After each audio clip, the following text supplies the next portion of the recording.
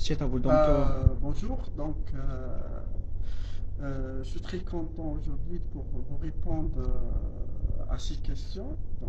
Quand on parle de la saison estivale et les préoccupations de cette saison pour l'INSP, pour l'Institut national de santé publique, en fait, tout le monde sait que cette période est connue par l'augmentation de la température. Cela va engendrer en fait une multiplication des bactéries, ça c'est connu. Cette période-là, elle est connue aussi par en fait, les vacances. Il y aura beaucoup de personnes dans le même endroit et dans un espace qui est étroit. Ce qui va augmenter ce qu'on appelle la promiscuité.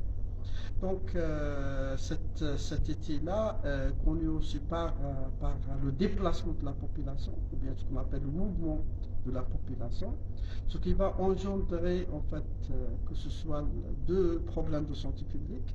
Donc c'est le nombre d'accidents qui va être augmenté, est un effet pendant cette période estivale. Et puis après, ce changement, ce déplacement qui pourrait être la même chose derrière la transmission de certaines maladies.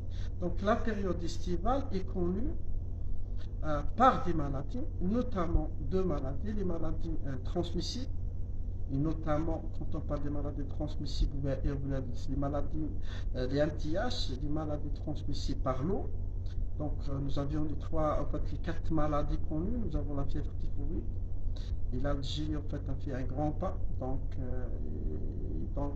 est obligé de renforcer en fait, nos actions, nos mesures de prévention durant cette période estivale.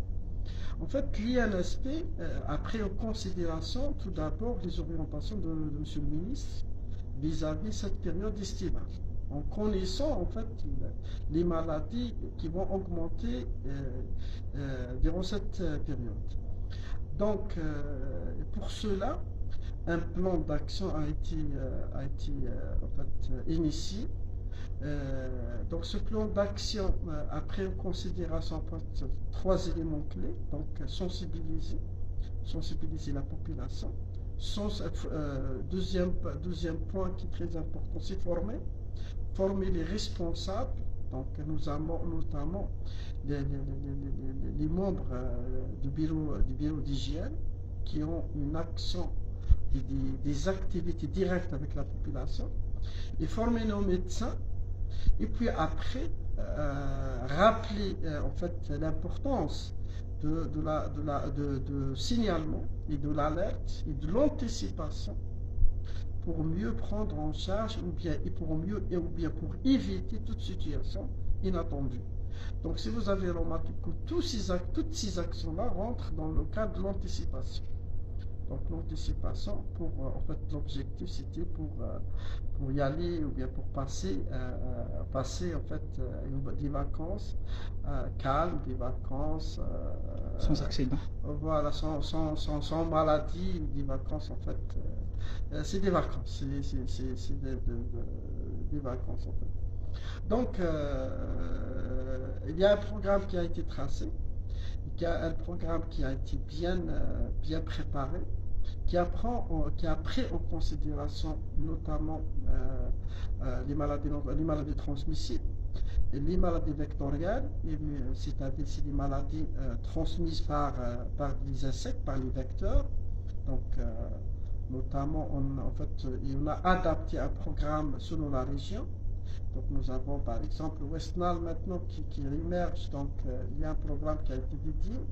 Nous avons aussi le paludisme par exemple dans la région sud, c'est la même chose, on a fait des actions au sud. Nous avons aussi les maladies transmises par les animaux, ce qu'on appelle les zoonoses. Quand on parle des zoonoses, c'est la même chose, c'est les piqûres scorpioniques. Sachant, et on sait très bien que ces piqûres augmentent aussi durant cette période estivale. Si je vais faire une synthèse, on a pris en considération les orientations de ce ministre, on a élaboré des actions en tenant compte de toutes ces préoccupations. Donc, un plan d'action, en fait, il y avait des formations ici à l'INSP, à l'Institut national de santé publique, mais il y avait aussi le déplacement vers des wilayas. On a touché presque jusqu'à maintenant, on a touché la wilaya de Médéa.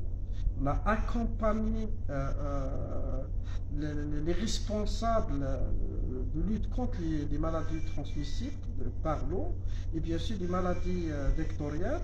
Donc on s'est déplacé aussi à l'ouest et on a fait une formation et accompagnement de personnel de la région. Donc on a ciblé 8 wilayas donc, qui ont en fait un nombre de piqûres scorpioniques important avec une létalité aussi importante.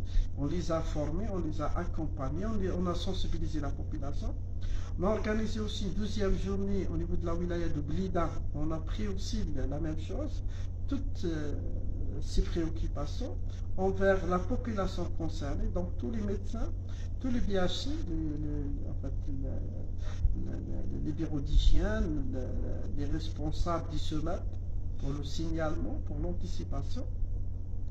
On a aussi déplacé à Bourges-Borevich, il y avait aussi une journée nationale qui a associé tous les intervenants autour de ces questions. Donc, il y avait deux journées, mais cette fois-ci, on a passé à la démonstration. Donc, information et des démonstrations sur le terrain. de Bourges-Borevich, en fait, on a organisé deux journées. On a invité tous les concernés par ces problèmes-là, notamment les bureaux d'hygiène, les services, les médecins, chefs service d'épidémiologie, les SOMEP, même les gestionnaires, même les autres secteurs, puisque la lutte contre ces maladies nécessite l'intervention de plusieurs secteurs, notamment le commerce, les APC d'intérieur et les autres, l'agriculture. Donc, ils étaient parmi les concernés durant cette formation. Et donc, on a passé 2 jours avec des démonstrations sur le terrain. Donc, comment en fait, faire le contrôle de l'eau, par exemple, avec un exposé des moyens et des techniques utilisées pour le contrôle de l'eau, et des démonstrations sur le terrain pour lutter contre les insectes, contre en fait, la lutte contre le vecteur de ces maladies. Aussi, en fait, et puis après, on s'est déplacé au sud.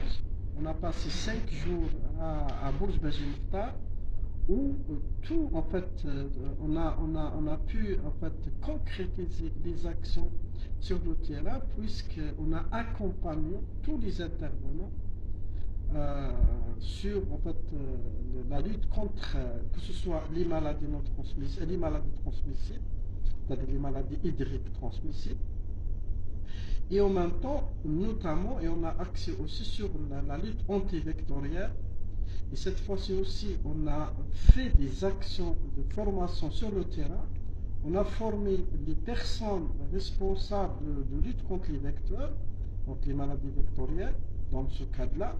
On a formé aussi les microscopistes, ceux qui vont faire le diagnostic du paludisme, sachant qu'on a vécu, ça fait une année, une épidémie de paludisme. Donc on a essayé d'anticiper, d'accompagner les responsables pour qu'on puisse ne pas arriver à une situation telle situation qui a été enregistrée durant l'année antérieure.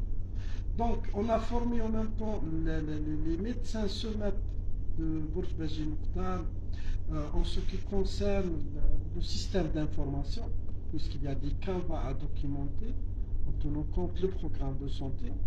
Donc on les a accompagnés. Donc on a organisé une journée envers tous les secteurs, puisque, comme je disais, la lutte contre les maladies des MTH ou bien la lutte contre les maladies vectorielles nécessite l'intervention de plusieurs secteurs. Donc on a organisé avec bien sûr la présence de M. Louali et de Bourges-Belgique et toutes les autorités locales, une journée envers tous les autres secteurs pour qu'on puisse renforcer la collaboration, renforcer le travail, puisque l'objectif final, c'est un objectif commun, c'est protéger cette population. Dans toutes les situations, ce qu'on a fait jusqu'à maintenant rentre dans le cadre de l'anticipation. Donc la saison estivale est connue par un risque sanitaire. Donc on est exposé vis-à-vis certains facteurs de risque. Comme je disais, nous avons la température, on a l'environnement, et puis après on a le déplacement, ce mouvement de la population. Ces trois facteurs sont favorables de la jeunesse de certaines maladies, telles que les toxi-infections alimentaires collectives. Donc il fallait former les gens, comment investiguer et comment éviter cette situation. Toutes les autres zoonoses, et notamment les piqûres scorpioniques, c'est la même chose. On a touché la population concernée. Les MTH qui est un problème qui reste un problème toujours en santé publique. Et on a fait un grand palalgie, on ne devrait pas avoir des situations inattendues. Donc il fallait anticiper et préparer la population et préparer et former les responsables directs. Il fallait les responsabiliser. Nous avons les maladies vectorielles. Avec ce changement climatique, tout le monde sait qu'on est exposé. Il fallait la même chose, sensibiliser, accompagner, former à travers des actions concrètes sur le terrain, que ce soit en matière de désinsectisation, en matière de lutte, mais aussi en matière de diagnostic. Toutes ces actions-là ont été menées par l'INSP jusqu'à aujourd'hui. Donc on aura la semaine prochaine une autre action au niveau de la wilaya de Bissa. Et ce sera une action aussi qui va toucher les maladies transmissibles par l'eau et les maladies vectorielles. Donc on va organiser en fait une journée, on va les accompagner sur le terrain à travers des formations pratiques. Il faut savoir aussi que l'INSP a formé, ça fait une année, dans chaque wilaya à risque, 4 entomologistes, c'est-à-dire des agents de soins spécialistes en entomologie.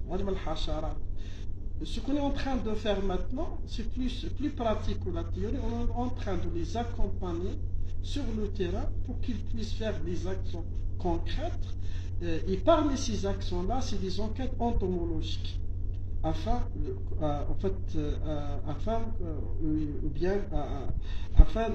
d'apprécier et d'évaluer la situation et éviter en fait toute maladie qui pourrait être enregistrée durant maladie vectorielle bien sûr, qui pourrait être enregistrée durant cette période.